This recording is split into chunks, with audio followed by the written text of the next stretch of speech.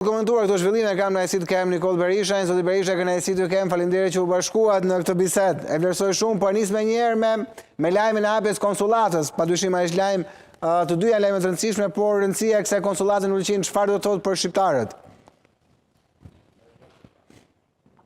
Paragjithësisht unë e kuptoj si një kujdes i shtetit tonë për pakicën shqiptare që gjendet në Maltëzi, gjithësisht plotësim i nenit të 8 të Kushtetutës së Shqipërisë për kujdesin që ka si obligim kushtetues qeveria e shtetit tonë, shtetit shqiptar, ndaj pakicave kudo që ndodhen. Hapja e konsullatës është një hapje rëndësishëm në drejtim të duhur që do të përcjell edhe më afër pozitën dhe gjendjen e shqiptarëve këtu në Maltëzi, e në veçanërisht në Ulqin si qendrën më të madhe të shqiptarëve të Malit të Zi. E kuptoj, por padyshim ditë historike kjo, por çfarë mund të sjell në përveç asaj që tha që është zbatimi i marrëveshjes me drejt, ajo që thatë, çfarë do të sjell për shqiptarët e Ulqinit, për shqiptarët e Malit të Zi kjo konsullat? Sidoqoftë vetë ekzistenca e konsullatës është një mbrojtje që e ndjejmë ne shqiptarët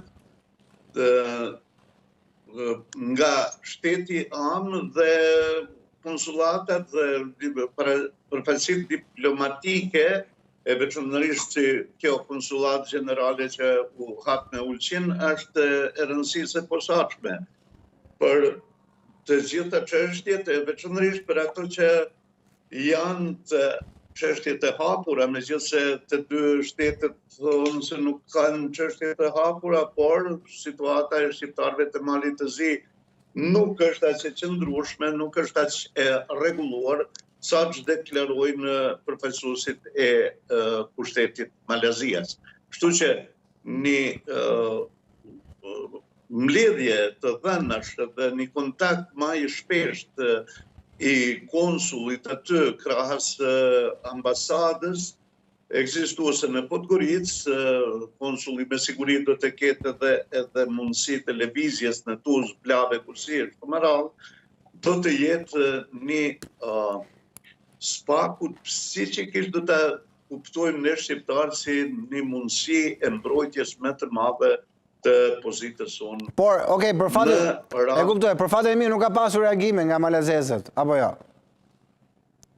Jo. Okay. Në fundit pse të kenë. Janë konsulata dhe të tjera, si e Kroacisë në Tivat, si e Serbisë në Herceg-Novi, e kështu me radhë, kështu që nuk ka pas pse të ketë kundërshtime. As reagime nuk ka pas as pozitive, por as negative nuk ka pse të ketë. Okej, profesor, ndalim pak tek ajo çfarë po ndodh tjetër në Ulqin. Protestat për ajo është ndoshta më problematike, që prek drejt për drejt jetën e qytetarëve. Po pikrisht edhe atë kisha ndërmend kur thash se është një mundësi më e madhe mbrojtjes së pozitës së shqiptarëve të Malit të Zi.